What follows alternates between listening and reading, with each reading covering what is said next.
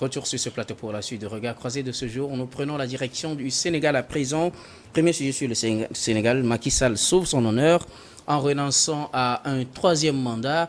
Son adresse à la nation était très attendue. Il avait promis pour l'après-Tabaski. Macky Sall s'est prononcé ce lundi au peuple sénégalais. Le temps pour lui de revenir sur la situation au Sénégal et sa possible ou probable candidature. Le président sénégalais a annoncé qu'il ne se présenterait pas à l'élection présidentielle de 2025, du 25 février 2024, même si constitutionnellement il avait le droit de se présenter. Il évoque un code d'honneur, surprise pour certains, pas de surprise pour d'autres. Je commence par vous, Prosper Agboklou. Comment avez-vous accueilli cette déclaration de Macky Sall, surtout concernant sa candidature à l'élection présidentielle de 2024? Non, moi, en tant que panafricain, c'est un non-événement. Je n'ai pas pris comme un événement sérieux, enfin important, dans la vie de toutes les nations. Être président, conserver le pouvoir, rester au pouvoir, se présenter, annoncer sa candidature ou vouloir se maintenir pour un troisième mandat, le problème est le même. Pour moi, je ne vois pas de différence à ce qu'ils veulent ou pas, parce que le modèle sur lequel est calqué donc comment on appelle la démocratie sénégalaise africaine, j'allais dire, n'est pas un modèle qui favorise donc l'éclosion, le développement. Vous savez que Macky Sall garde le pouvoir encore pour 10 ans, 15 ans, 20 ans, les problèmes du Sénégal seront toujours les mêmes. Que quelqu'un vienne se succéder à lui, le problème restera. Vous voyez, c'est-à-dire que... Mais on a vu des pays où quand même la situation n'a pas été la même, mais si les présidents se sont maintenus, la situation a évolué. Bon, on a vu encore où il y avait des transitions, et la situation aussi a évolué. Oui, ce sont des... Je pense que c'est des exceptions. Oui, ce sont des analyses faites sur des papiers dont nous n'avons pas un baromètre réel pour pouvoir régler. C'est-à-dire, quand vous prenez l'Afrique, que ça change ou ça ne change pas, chômage, comme on appelle... Mais le chômage est dans tous les pays du monde. Oui, c'est ce que j'ai dit, on parle toujours de chômage, on parle toujours donc de famine, on parle de sous-développement, c'est-à-dire que pour moi, l'annonce de ne pas se présenter, si ça réjouit certains, c'est parce qu'ils n'ont rien à faire. Pour moi, le problème reste là, le développement de l'Afrique. Et en tant que panafricaniste, je crois quand même que nous allons plus penser au développement. Pour ceux qui vont s'enchaîner à faire le développement de l'Afrique passe par quoi, selon vous? Passe par une organisation, comme on appelle, efficiente, donc des ressources de l'Afrique, de l'imaginaire du commun africain. Comment positionner? Vous savez, quand on prend la constitution de chaque pays, c'est calqué sur le modèle européen. C'est-à-dire que... Cela n'empêche pas quand même... Mais dis donc, pour moi, ça ne reflète pas les réalités de l'Afrique. C'est-à-dire que on dit, vous faites... Et vous allez voir même des intellectuels africains qui disent que vous passez un deuxième mandat, même si vous êtes un Superman, si vous êtes le plus intelligent. On a besoin de plus intelligent pour se développer. Si moi... Pour vous, il faut se maintenir au pouvoir. Pas c'est cela. C'est-à-dire que c'est pourquoi je dis qu'il annonce son départ ou qui ne l'annonce pas, puisque c'était le motif pour lequel les gens l'attendaient. Et nous avons été, donc, je l'avais dénoncé déjà sur ce plateau, que le fait même de lui prêter des intentions, c'est que les Africains n'ont rien à faire. Et ça, c'est le suivisme européen, parce que, entre-temps, moi quand je vois les présidents africains hautement, comme on appelle, élus au pouvoir, le président Faure, par exemple, élu au pouvoir, qui s'assiera devant un journaliste français qui lui pose « Est-ce que vous briguerez un autre mandat ?» C'est son problème. Ce n'est pas ça l'important pour l'Afrique. La dernière fois... Qu'est-ce qui est l'important pour l'Afrique? Pour l'Afrique, je dis...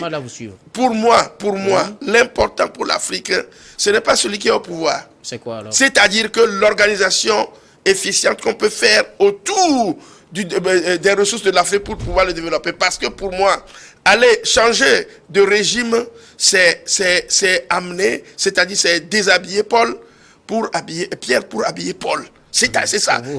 Les changements de personnes ne changent rien. Ne changez rien, parce que là, toujours, ce sont les grandes teams qui sont derrière. Les Occidentaux sont là pour pouvoir pousser les gens à l'extrême. Donc pour moi, Macky Sall dit qu'il part, c'est son comme on appelle, C'est son problème c'est à son lui, problème ça à ne lui. nous Et c'est le problème au Sénégal. Ceux qui pensent que c'est le fait qu'il partira. Regardez, on sera là encore 4 ans, 5 ans. Et on reviendra ici sur ce plateau, si Dieu le veut, pour dire, recommencer par les difficultés du Sénégal. À côté de vous, Germain Pouli, avez-vous été surpris par cette annonce ou non? Il faut dire que j'ai été surpris par cette annonce parce que tout présageait qu'il allait maintenir sa candidature, comme il a dit lui-même d'abord parce que la loi le lui permet, et il avait affirmé que la loi le lui permettait. Et après, on a vu aussi sa sortie avec la diaspora sénégalaise, où il avait semblé dire qu'il allait se maintenir au pouvoir. Parce qu'il évoquait 2024. Voilà.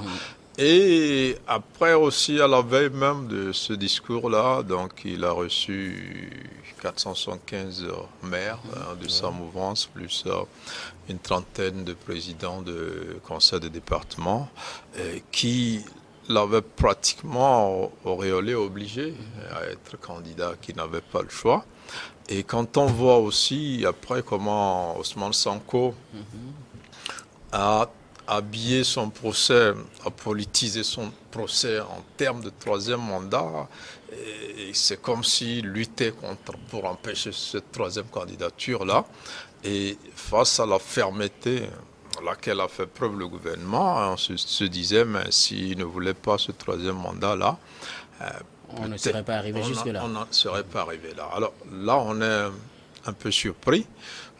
Certains sont agréablement surpris, surtout au Sénégal où plusieurs redoutaient d'ailleurs ce discours-là. Ils étaient certains qu'il allait confirmer sa candidature et donc avaient peur des réactions de Ousmane Sonko. Et donc ça a été quand même une surprise. Mais après, quand vous l'écoutez expliquer pourquoi il ne veut pas être candidat, vous êtes quand même heureux de savoir que il y a des personnalités comme ça qui réfléchissent. D'abord, la première chose, moi, c'est qu'il dit que le Sénégal dépasse sa personne. Oui. Donc, c'est assez important. Il ne dépasse pas le Sénégal. Le Sénégal dépasse sa personne et il enchaîne en disant que le Sénégal est rempli donc de leaders. Donc ils sont capables de pousser le pays vers l'émergence. Il a tout dit, et en revenant pour dire que malgré le fait que la loi lui autorisait, lui permettait d'être candidat, et surtout il a expliqué finalement tout ce silence-là, et là où il a convaincu, c'est quand il dit qu'il n'a pas voulu être l'otage là de cette dictature là qui voudrait qu'il se prononce avant l'heure. Et nous l'avions dit ici plusieurs fois aussi sur le plateau, il n'était pas obligé de dire qu'il est ou il n'est pas candidat. Et on le poussait à dire, on estimait que le Sénégal est en train de brûler. Et pour que ce feu-là soit éteint, il faut que Macky Sall dise qu'il ne sera pas candidat. Et nous pensions qu'il n'y a aucune loi qui l'obligeait à déclarer ou ne pas déclarer sa candidature à quelques mois de l'élection. Donc le processus après là, ça a été vraiment une surprise et je pense qu'il a pris de la hauteur. Il est revenu aussi sur ses prédécesseurs et tout ce qu'ils ont fait, partant de Senghor jusqu'à Wade à qui il a succédé. On comprend qu'il a choisi de sortir par la grande porte.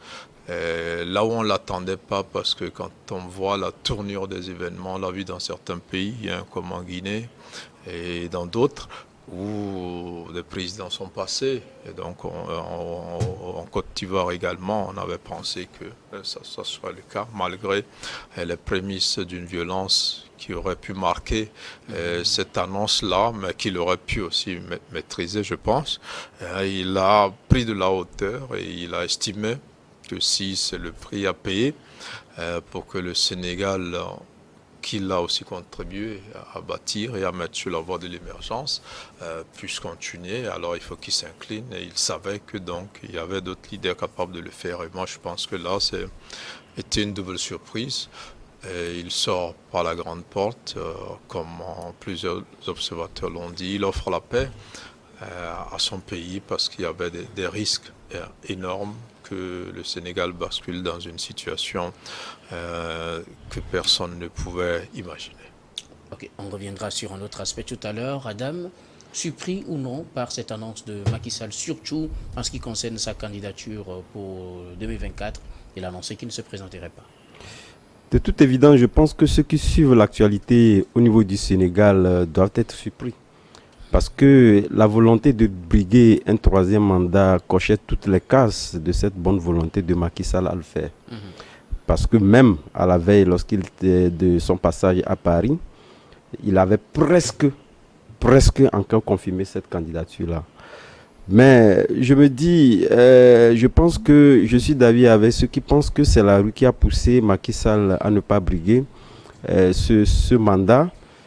Pour la simple et bonne raison que s'il fallait attendre qu'on y arrive à des morts d'hommes, pour renoncer à une candidature qui était donc redoutée. On va se plier à une certaine dictature qui l'oblige. Tout à fait. Donc je pense que il y a beaucoup de contradictions lorsque vous voyez les événements qui sont passés au Sénégal liés à cette candidature et l'annonce donc qu'il a eu donc à faire. Et je pense que pour quelque vous, part c'est également. qui a obligé Macky Sall à renoncer à sa candidature. Bien évidemment, parce que je ne vois pas un président comme Macky Sall, pour que ceux qui l'ont fréquenté l'ont toujours dit, vous voyez un homme courtois, etc. Mais attendre qu'on ait dans des morts d'hommes pour donc renoncer à une candidature, ça pose problème.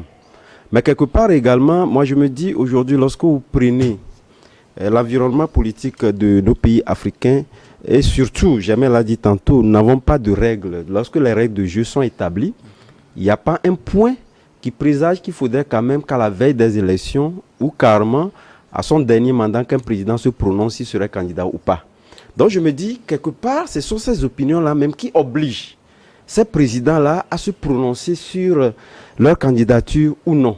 Il faudrait quand même que ça change. Mais quelque part aussi, c'est compte tenu, je pense que lorsque nous remontons le temps, nous constaterons quand même que nous avons un certain nombre de présidents qui font entorse à la Constitution et donc briguent un mandat de plus. Et lui-même l'a dit, si même la Constitution lui autorisait. Ce qui est également un nœud de la discorde entre la classe politique du Sénégal pris dans sa globalité, au pluriel, mais également avec Macky Sall. Compte tenu du fait que certains estiment que lorsque nous prenons la Constitution, qu'il n'en est pas de droit. Mais lui dit il a le droit de se présenter. Oui, justement, parce que sur cet aspect, on se rappelle, après son arrivée au pouvoir en 2012, 4 ans plus tard, en 2016, il a changé le mandat présidentiel qui était de 7, il l'a ramené à 5 ans, puisque c'était une promesse de campagne.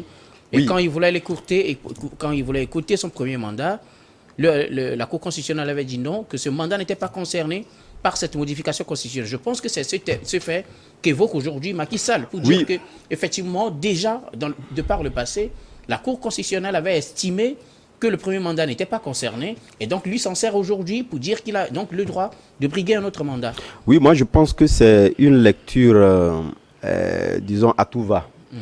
Puisque lorsque vous lisez un peu les termes de la Constitution, il n'y a nulle part qui le dit lorsque vous écoutez votre candidat, vous écoutez votre mandat et que vous allez donc le rattraper par un autre mandat. Il n'a pas écouté. Non, je le dis parce que la Cour constitutionnelle a estimé que le mandat là n'était pas concerné. Oui, de toutes les façons, il serait très difficile que nous, on puisse s'entendre, puisque c'est même le nœud du débat même au Sénégal. Donc, ce serait très difficile. Donc, je me dis, quelque part, s'il a pris donc de la hauteur, en comprenant les choses autrement, ce n'est que partie gagnée. Pour la simple et bonne raison que j'imaginais, lorsque Macky Sall déclarerait le contexte de ce qu'il a dit hier, vous allez voir un pays encore en ébullition, on aura encore des morts d'hommes.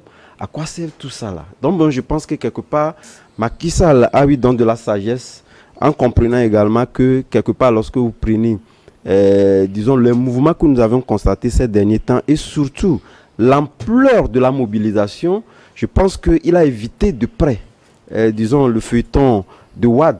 Parce que quelque part, c'était le cas également de Wade, mais qui a été donc battu. Donc il est sorti par la petite. Parti, en tout cas aux élections, on va être voilà, battu. Il a été battu. Donc je pense que quelque part, lorsque vous-même vous voyez l'engouement, la mobilisation autour, vous comprenez directement que c'est à l'image de ce qui vous attendait. Donc moi je pense quelque part également que ces populations, on n'avait pas besoin d'en arriver donc aux morts d'hommes. C'est tel que ils savent que Macky Sall pouvait être battu, comme disons son prédécesseur Wade aux élections.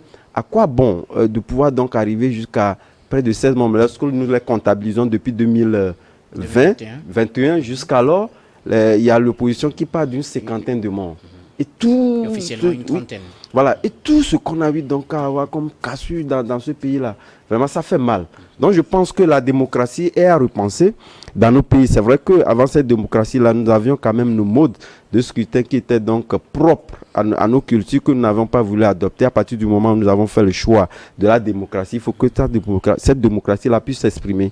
Et c'est cette démocratie-là qui s'est exprimée par ces mobilisations qui a contraint donc Macky Sall donc à renoncer à ce troisième mandat-là de mon point de vue. La mobilisation qui a contraint Macky Sall. Mais bien évidemment, à ce troisième mandat. Alors, je reviens à vous, Germain.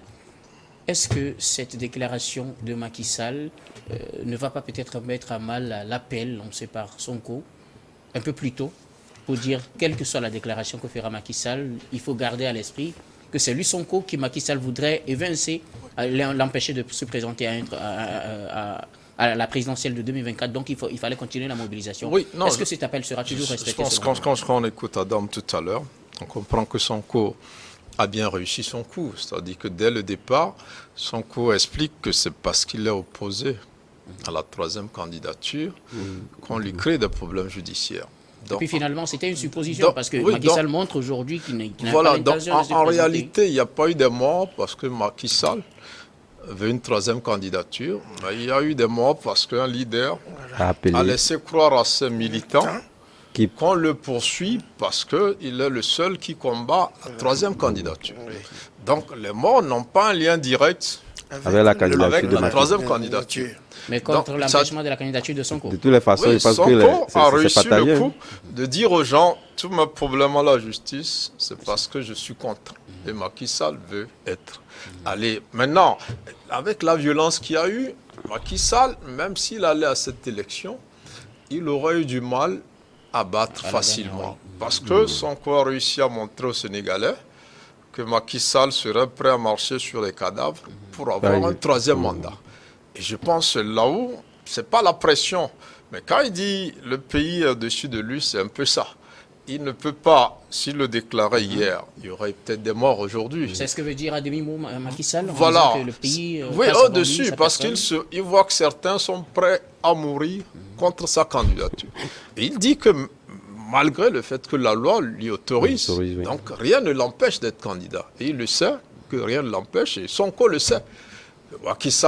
Wade aussi était allé dans ces mêmes conditions. Il est allé aux élections, donc Macky Sall peut aller aux élections. Il se dit, mais avec tous les problèmes qu'il y a autour de cette candidature, s'il est candidat, ça va effacer tout le boulot qu'il a fait et qui, en temps normal, pourrait plus permettre sa réélection.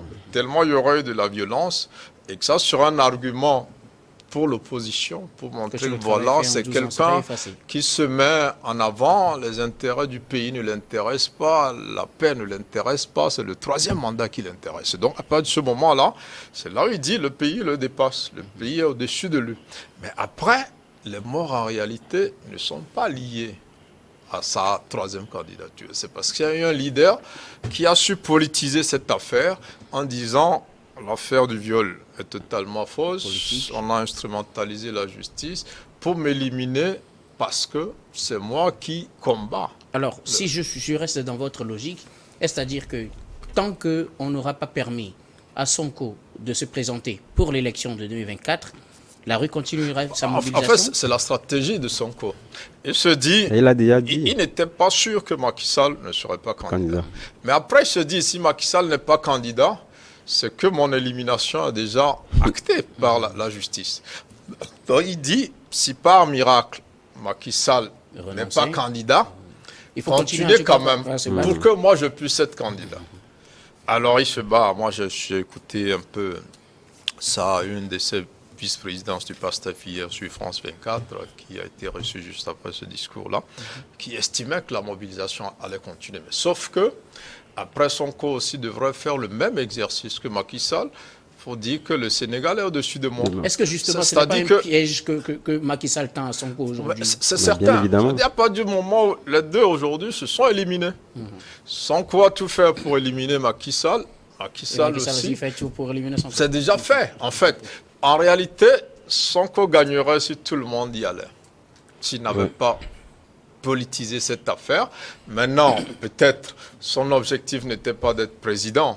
c'était d'empêcher cette candidature. Mais si son objectif était d'être président, moi je crois que lui aussi, il sera amené à prononcer le même discours que Macky Sall hier et à dire que le Sénégal est au-dessus de lui pour que ses militants arrêtent aussi la violence et pour que les autres puissent aller tranquillement à cette élection. Un piège tendu par Macky Sall à Sonko, Prosper Agboklou. Bon, je reste toujours dans ma logique pour dire que pour moi... c'est toujours un non-événement. C'est un non-événement parce que pour moi, regardez, quand nous prenons l'élection de 2019 au Sénégal, où Macky Sall a été, il y a eu plus de 14 milliards dépensés. C'est-à-dire que moi, c'est la somme qu'engrangent les élections où la pauvreté continue donc de gangréner la population. Et on s'attarde sur cette question d'élection présidentielle qui trouvait le peu d'argent que nous avons, on le veut. Maintenant, si... Alors, Prosper, oui, permettez-moi de poser une question. Oui. Si, par exemple, Macky Sall avait décidé en 2019 de ne pas aller aux élections et de prendre les 14 milliards pour investir dans des projets de développement, vous l'aurez applaudi? Je l'aurais applaudi. Est-ce que vous pensez que ce serait accepté par la classe politique sénégalaise? Bon, voilà, c'est ça. La classe politique tire son intérêt de ces aspects-là. Vous voyez à peu près. Jamais vient de le développer. Et j'en étais vraiment ému. C'est-à-dire que Sonko avait, comme on appelle, saisi de l'opportunité. Parce que je l'ai dit, Macky Sall n'a pas encore... La Constitution n'oblige pas un président à quelques mois ou bien quelques semaines des élections d'annoncer qu'il sera candidat. La Constitution parle d'elle-même. Si Constitution il y a, c'est-à-dire que la Constitution, si on adopte une Constitution calquée sur le modèle européen qui ne répond pas à nos aspirations, c'est écrit noir sur blanc que 2 mandats, vous allez faire 2 mandats. Mais pourquoi alors, à quelques mois de la fin du mandat, on pose la question si tu dois aller au 3e? C'est ça le problème. N'est-ce pas parce qu'on a compris que quelque part, constitutionnellement, il avait le droit d'y aller? Donc si constitutionnellement il avait le droit d'y aller, alors c'était... Et le moment venu, il pose sa candidature puisque... puisqu'on ne veut pas qu'il se présente, c'est pourquoi... Voilà. Est-ce que c'est la volonté du peuple, c'est la volonté des politiciens qui prévaut par rapport... et qui est au-dessus donc de la dite constitution dont on dispose? C'est ça le problème. On ne peut pas parler à la place de la constitution. Si la constitution, en 2016, il a fait qu'on appelle le toilettage et que cela lui permet de se repositionner, on attend... Le moment venu, Macky Sall pose sa candidature. Mais la personne n'a pas parlé. L'opposition, moi je suis panafricain comme Ousmane Sonko, mais je crois quand même que là, il a fauté. Vous n'êtes pas du même bord. Du même bord parce que la façon dont il a mené le truc, Macky Sall n'a pas tué. Pour moi, Macky Sall n'a pas tué. C'est parce que on a suscité un problème au moment où il ne le fallait pas. Et que vous savez, c'est seulement les Africains qui jouent un peu à l'âne du bourridan. C'est-à-dire que on ne sait pas, on a soif et faim, on ne sait pas si on doit manger ou on doit boire, et finalement, on s'éternue, on meurt. Voilà, c'est ça le problème pour moi. Nous allons où? Est-ce que c'est le mandat présidentiel qui compte tant pour les peuples? C'est les politiciens qui attirent ce feu-là. C'est-à-dire, eux, ils ont leur intérêt à tirer le profit. Quand vous allez voir, quand on va annoncer les candidatures, vous allez voir comment les campagnes vont... Et les milliards qui sortent, on trompe le bas peuple. On fera ci, on fera ça. 14 milliards ont été dépensés. Moi, je dis, si aujourd'hui, on peut se concentrer uniquement autour des problèmes de développement et que on laisse passer ce problème de mandat constitutionnel, de constitution, tout ça là, pour moi, l'Afrique se développerait mieux. Parce qu'en France, aux États-Unis, ils ont déjà calqué leur modèle. Ils savent qu'en 4 ans ou en 5 ans, on s'arrêtera là. Mais en Afrique, c'est le multipartisme.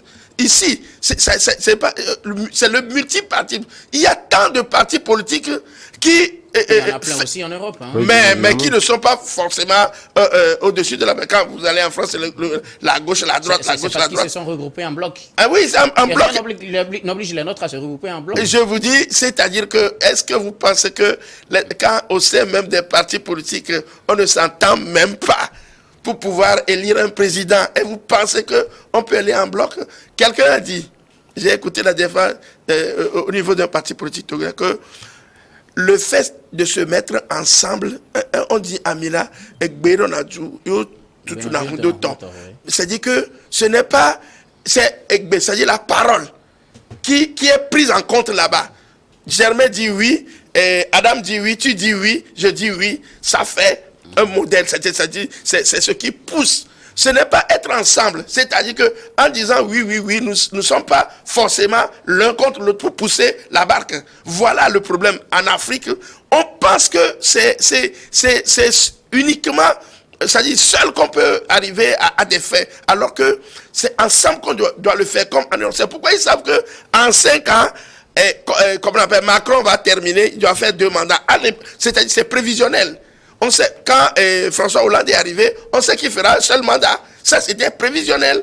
Et de l'autre côté également. Mais en Afrique, les choses ne sont pas telles. Maintenant, pour moi, qu'on revienne à nos réalités, c'est pourquoi je dis que Macky Sall tende un piège à Sonko, que Sonko arrive donc à rassembler la rue autour de lui. Les objectifs, pour moi, ceux qui sont morts sont déjà morts. Maintenant, on va où? Que dira Sonko? Sonko va-t-il faire le compte des morts pour dire « Ah, je suis fautif » ou bien Macky Sall va dire « Je pardonne ». Et ceux-là, ils sont déjà morts. Donc pour moi, merci. Le problème ressenti. Pour Prosper Aboclou, oui, Adam, oui. piège tendu pour Sonko? Oui, moi je pense que le sort de Sonko est scellé. Lorsque vous écoutez même le discours de Macky Sall, il le dit, lorsqu'on parle de crime organisé et beaucoup d'autres choses, vous comprenez directement que lui ne va pas se retirer, on le maintiendra. Mais quelque part également, je pense que lorsque vous prenez cet environnement-là, vous comprendrez que aujourd'hui, Ousmane Sonko, véritablement, lorsque nous voyons ces morts-là, personne ne peut dire que Ousmane Sonko n'en est pour rien. Tout simplement parce qu'il sait que ce sort-là est scellé, qu'aujourd'hui, il appelle la rue à toujours se mobiliser. Maintenant, on se mobilise contre qui? Il verra que cette mobilisation, elle ne va pas prendre. Tout simplement parce que ceux dont on luttait avant, dont tu nous donnais les arguments, parce qu'il y en avait également, je l'ai dit tantôt, lorsque vous prenez les narratifs de... Tu présageais un 3e mandat de Macky Sall. Tout à fait. Voilà, mais aujourd'hui, il renonce. Maintenant, tu nous dis à se mobiliser par rapport à quoi? Par rapport à lui, sa candidature. Mais bien évidemment, ça ne va pas marcher. Parce que lui également doit se mettre au-dessus de la mêlée et doit savoir qu'il est au-delà du Sénégal. Et quelque part, au-dessus de sa personne. Tout à fait, de sa personne. Ce que lui ne veut pas admettre, qu'il veut coûte que sa candidature soit maintenue, ce qui ne peut pas être le cas. Alors parce que quelque part, il est comptable. Naturellement qu'il est tombé dans le piège sans le savoir. Puisque dès en l'entame, il devait comprendre qu'en faisant dans cette lutte-là, également l'engage. Mais quelque part également, il y a Prosper qui a dit quelque chose concernant, par exemple, Roland tout à l'heure. Roland, c'est parce que nous, en Afrique, nous n'allons pas véritablement activer tous les leviers politiques qu'il faut. Hollande, à l'entame de son magistère, ne savait pas qu'il n'allait pas briguer un second mandat. C'est justement parce que Macron l'avait coupé l'herbe sur le pied, avec beaucoup d'autres choses qu'il savait qu'il se présenterait n'allait pas passer. Oui. Or ici, personne ne le sait. Personne ne le fait également, mais on pense que la force rejoue pratiquement tous les problèmes, ce qui n'est pas forcément le cas. Et parce que quelque part, lorsque vous prenez, c'est ce que fait aujourd'hui Sonko, en pensant que cette force de mobilisation-là, pour abattre un adversaire qu'on ne connaissait même pas le statut, dont on ne savait même pas le statut s'il allait se présenter ou pas. Aujourd'hui, voilà que le sort est scellé quand il dit « je n'y vais pas ». Et justement, il a des arguments également. Ces arguments-là, il tirent des attitudes de Sonko qu'il lui a données. Et aujourd'hui, je pense que Macky Sall sort par la grande porte, mais également Sonko risque de sortir par la petite porte s'il ne réadapte pas son narratif par rapport aux événements actuels. Je pense que c'est lui qui serait plutôt perdant et non Macky Sall. C'est ce qui devient très intéressant au Sénégal. On attend de voir la suite. Nous allons marquer la pause pour le journal, puis on vous retrouve pour la suite de Regards croisés de ce jour.